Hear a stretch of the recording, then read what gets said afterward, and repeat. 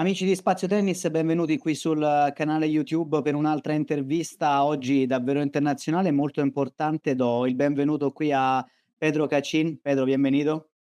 Bueno, muchas gracias, un placer estar acá.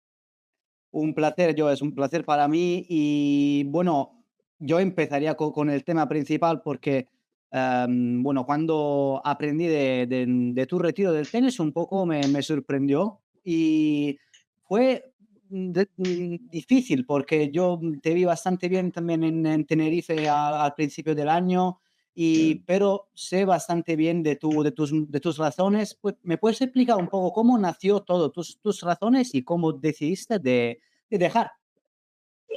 Sí, bueno, la verdad que a muchos les agarró de sorpresa, pero es bueno, una situación que viene pasando ya hace un tiempo, sobre todo pasó en 2023, que fue mi mejor año, eh, pero en octubre aproximadamente, cuando yo estaba en gira en China y hasta un par de semanas antes, que estaba en Sevilla y Szczecin. Ahí mi sensación de cabeza para afrontar las derrotas y la victoria ya no era lo mismo, ya eh, no me llamaba tanto la atención y bueno, y eso pasó hace ya 2 años. Entonces, a medida que pasó el tiempo, seguía evolucionando esa parte en la cabeza que no me representaba nada ganar y no me representaba nada perder en mi cabeza y bueno, y en mi cuerpo, en mi feeling. Entonces, yo creo que eso es lo principal, uno de los principales motivos por el cual me llamó la atención en mí mismo y dije, bueno, algo está pasando acá. Y bueno, en todo ese tiempo estuve pensando, el año pasado ya frené, yo 5 meses antes de Tenerife, creo que hablamos en Tenerife y yo me tomé un tiempo porque realmente no lo estaba haciendo de la manera que necesitas hacerlo para estar en la alta competencia. Entonces, bueno, cuando volví en Tenerife, volví desde otro punto de partida, mi cabeza intentó hacer un reset bueno, y que sea lo que tenga que ser, y es muy difícil así, es muy difícil a la hora de competir, a la hora de, sobre todo de ir a entrenar todos los días. Se te hace muy difícil cuando tenés que hacer un esfuerzo para despertarte y que nosotros los tenistas, bueno, por lo menos creo que todos o la mayoría, no estamos acostumbrados a esforzarnos para despertarnos, sino que nos despertamos automáticamente porque tenemos un sueño, porque tenemos objetivos que cumplir y no nos cuesta nada el irnos a entrenar. Entonces, en el momento que te empieza a costar y tenés que hacer mucho esfuerzo para ir a entrenar, ya ahí las cosas cambian. Claro, claro. Y al final, el último partido, ¿cómo viviste los últimos momentos? Porque yo creo va a ser también emocionado. Sí, lo que pasa que los últimos partidos fueron como mucho antes de lo que lo hice público, y ya particularmente como en mayo aproximadamente, ya me volvió a aparecer lo mismo que, bueno, anteriormente, o sea que en Mh, 2023 y que también como que ya me daba igual y no me generaba nada de ganar o de perder. Entonces, eh, no te digo que era un muerto en la cancha, dentro de la cancha, pero como que me parecía nada, como que estaba jugando amateur.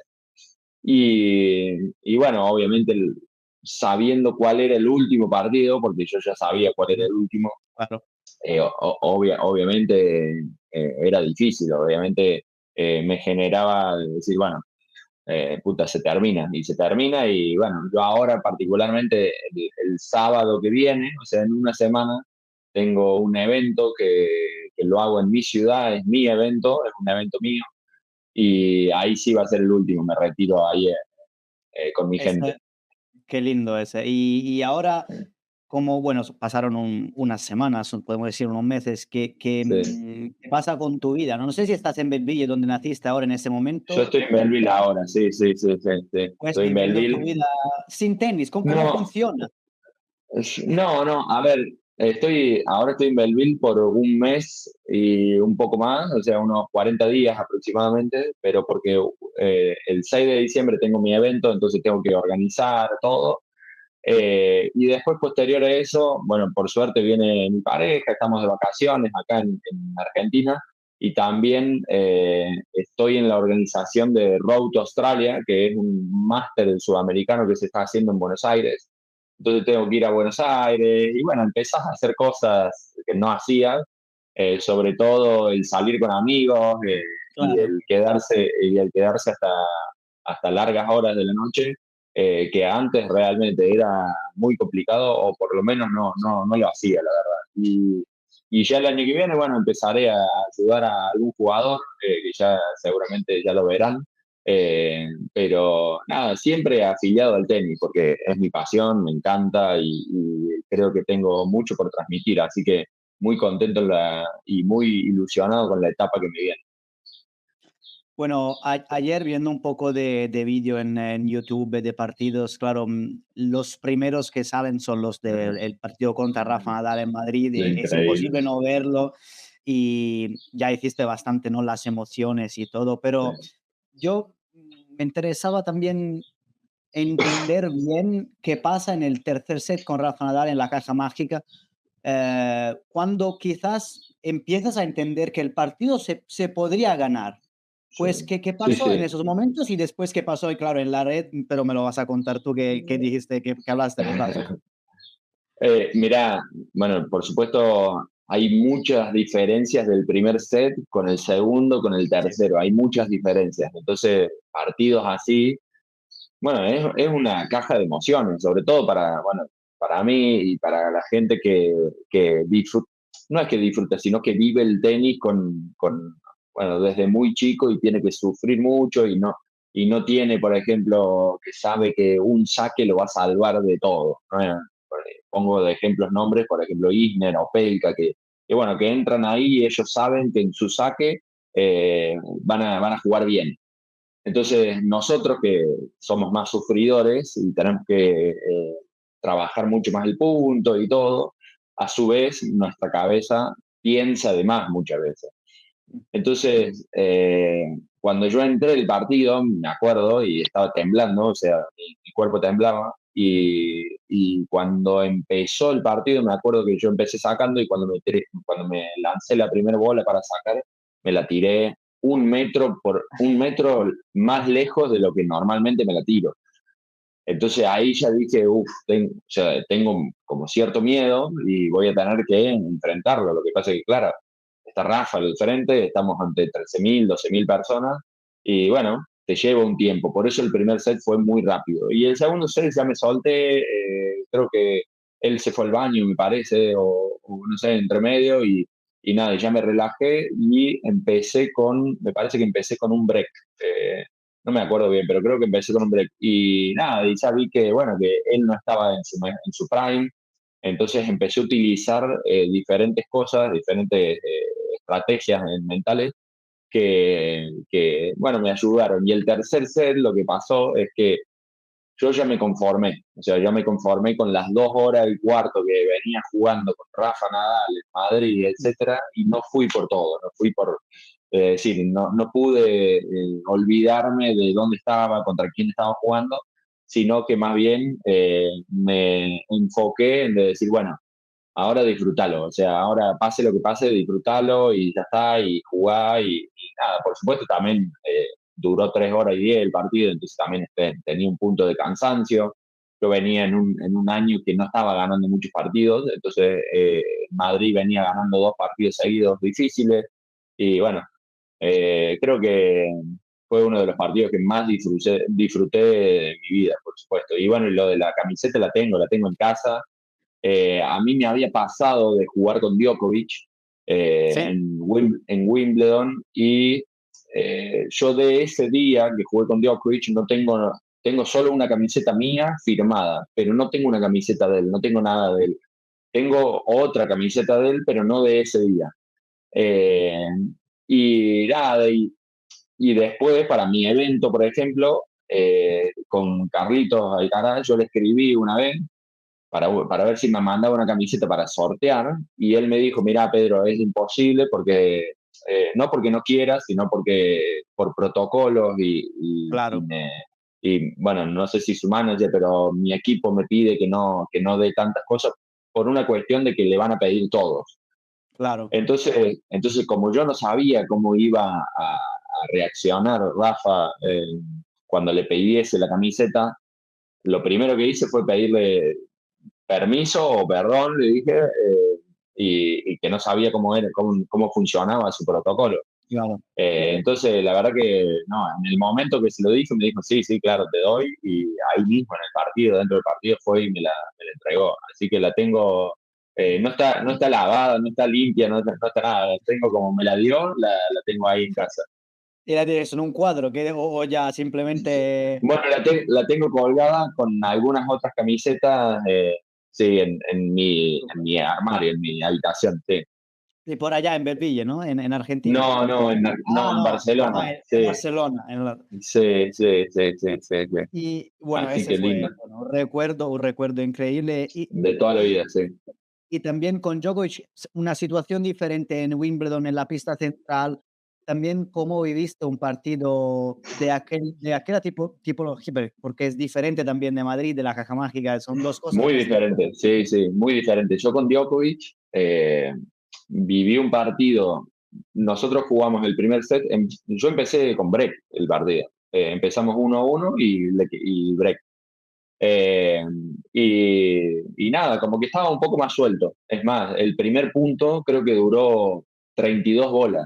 O sea, fue larguísimo el primer punto. Entonces estaba, como era hierba y yo no soy de hierba, dije, bueno, mirá, ojalá por lo menos que no sea 6-0, 6-0, 6-0. Ya desde que, claro, porque pasa el miedo escénico Claro, y todas esas cosas bueno, que no podés ponerlo en gráfico, pero es real que vos entras a la cancha y qué pasa si pierdo 6-0, 6-0 y estoy en el tercer set. Tenés ese miedo. Entonces, en el momento que yo empecé con break el partido, ya me tranquilicé.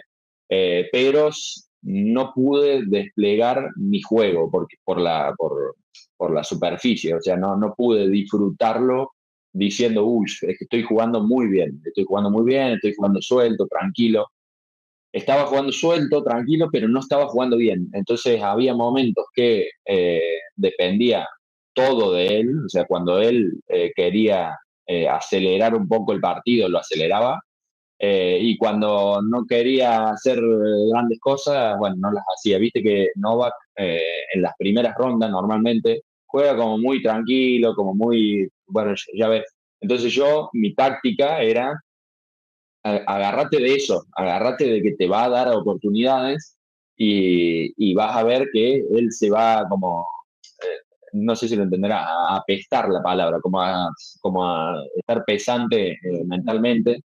Entonces, bueno, esa era un poco mi táctica, porque después de derecha, de revés, de saque, no tenía nada que hacer, pero la verdad que haber jugado en la central de Wimbledon, yo tengo fotos y tengo videos y mierda, los vi da, en la publicación de tu retiro, sí, ¿no? De las fotos con da, Djokovic. sí, sí, da miedo, sí, sí, Bueno, da cosa. y en tu camino jugaste también, hablando un poco de Italia, yo ayer Sí, hablando con el director de Spazio Tennis, Alessandro Nijegorov, me contaba de un partido contra Gianmarco Moroni en Roland Garros, no sé si te acuerdas de sí, de sí, estos sí, 2. claro, quali, sí, Con Moroni, que se encontraba quizás en su mejor momento, sí, y ya si te acuerdas algo de aquel partido, y después hablamos también, jugaste contra Musetti, Berrettini. sí. Moroni, nosotros nos conocíamos mucho, bueno, primero porque jugábamos mucho en Italia los Challenger, pero también porque él entrenaba con Burriesa, que es entrenador español, entonces Oscar. sí, compartíamos mucho, desde Futures hasta Challenger, mucho. Y bueno, el Jan, la verdad que el Búfalo, me acuerdo que le decían, la verdad que era muy difícil, porque tenía mucha fuerza, mucha intensidad y nada, y te ponía partidos muy duros. Lo que pasa que yo en ese Roland Garros, yo venía de ganar Praga y venía de ganar Madrid, o sea, los dos seguidos. Perdí en Heilbronn la semana anterior, pero venía de ganar 2 Challengers seguidos que estaba jugando muy bien. Y yo iba a Roland Garros a pasar la quali. O sea, Claro, me daba con igual, ganas. me daba igual con quién jugara. Jugué primera ronda con Nagal, segunda ronda con Moroni y perdí con Kotov en tercera ronda, que fue un día muy ventoso, difícil y bueno, y él la verdad que supo jugar mucho mejor. Pero con Gianmarco, nada, tengo muchos partidos con él, tengo muchos partidos con él, tanto en Futures como en Challenger, y todos fueron muy duros, todos fueron muy, muy difíciles. Y después también en momentos diferentes con Berrettini y Musetti. No sé qué Sí. jugadores te parecieron en aquellos momentos cuando los enfrentaste. Bueno, Mateo cumple los años el mismo día que yo, un año después, y Mateo ya se notaba que era difícil. O sea, yo, por ejemplo, si vos buscas en algún momento,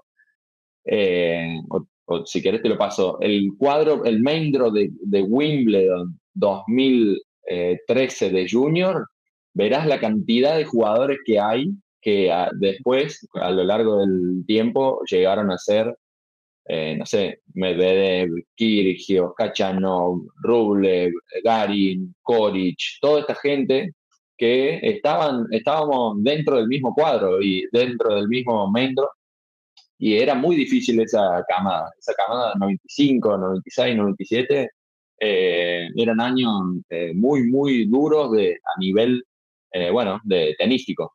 Y con Mateo, la verdad no me acuerdo cuándo jugué, pero ya se veía desde ese entonces ya se veía que jugaba muy bien.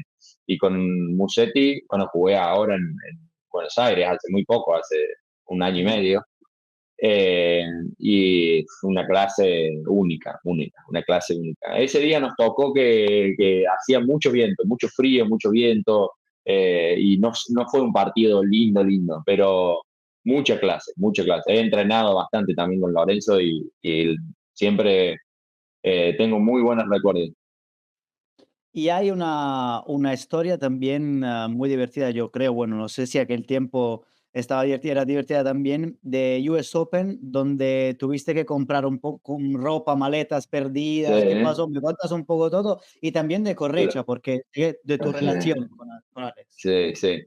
Mirá, yo todo 2022 yo jugué sin ropa, o sea, sin Sin marca, mal. no tenía marca, sí, no tenía marca. Entonces, a mí como en Challenger de Lyon, que suele ser, me parece que es en junio aproximadamente, me perdieron las maletas. Entonces yo dije, bueno, en ese momento económicamente no estaba muy bien, pero bueno, venía ganando, ya estaba a 120, 130, pero hacía 3 meses, o sea, hacía 3 meses estaba a 280 y en ese momento ya estaba a 130.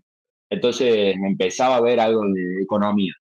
Y en ese momento me perdieron las maletas y cuando te pierden las maletas, que te pagan un budget para que gastes, yo dije, Sí. bueno, aprovecho y nada, y compré todas las camisetas sin marca, todos los shorts, y ya con eso jugué, fui a una tienda de esa de ropa, y ya con eso jugué todo el año. Y en US Open pasó algo parecido y tuve que ir bueno, a comprar también todas marcas blancas y nada, y la verdad que, bueno, son esas anécdotas que quedan y que uno hizo el esfuerzo y nada, y en ese momento me salió muy bien porque terminé el año 55 del mundo sin marca de ropa, entonces hice muy buenos contratos luego de eso. Y después con Alex, bueno, la relación de hermanos, o sea, somos como hermanos y la verdad que él confió en una persona que soy yo, que es desconocida total, en 2014, con 19 años, y bueno, se hizo propio sus sueños como si fuesen suyos, o sea, mis sueños como si fuesen suyos. Y eso es difícil de conseguir una persona que haya sido tan buena, que tenga la vida solucionada y querer hacer eso para otra persona, la verdad que bueno, siempre se lo agradezco y se lo agradecí cara a cara y se lo agradeceré por vida, porque porque me enseñó mucho, me enseñó muchísimo.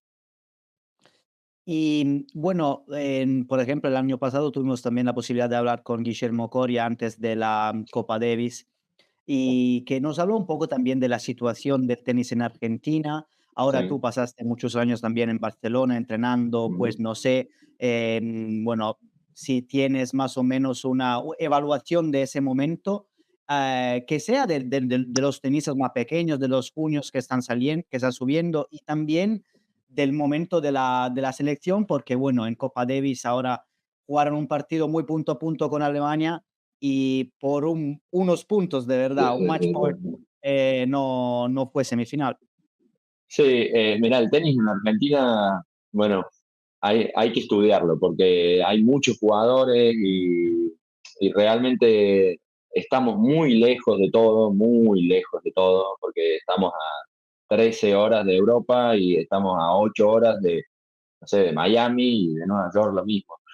Bueno, y hablar de Australia y todo eso, estamos muy, muy lejos del circuito. Entonces, a su vez, no hay tanta estructura como lo hay en Europa, por ejemplo, en diferentes, qué sé yo, en Francia, en Italia mismo, en diferentes países que tienen una estructura tanto a nivel de cantidad de canchas, de gimnasio, como de economía, la federación.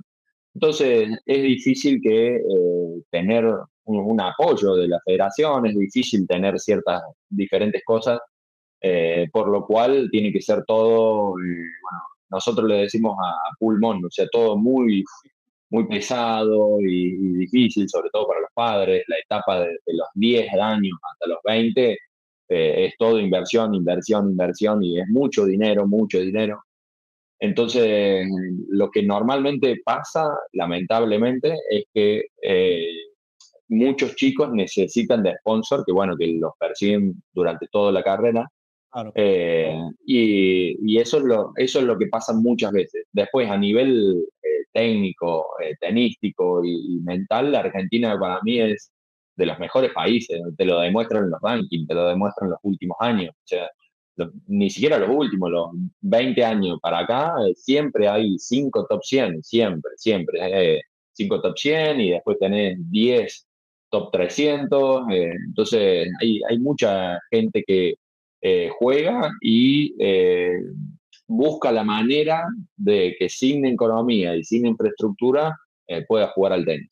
¿Es más difícil? Sí, es mucho más difícil.